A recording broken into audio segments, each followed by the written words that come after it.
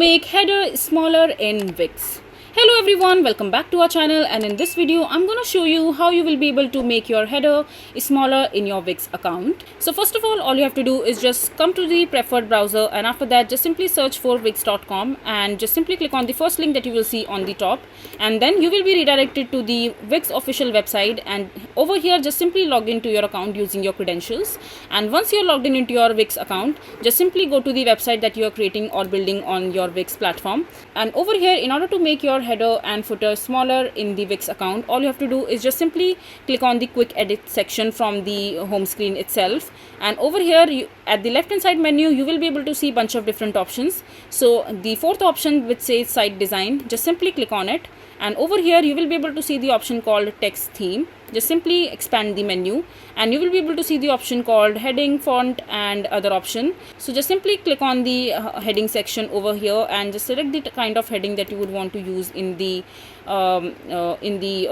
custom section. And after that, in order to increase or decrease the size of it, you just have to click on the customize heading style, and just simply click on it. And over here click on the font size over here, and just use this toolbar and drag it down and make it as big as you want as per your liking. And once you are done, just simply click on apply.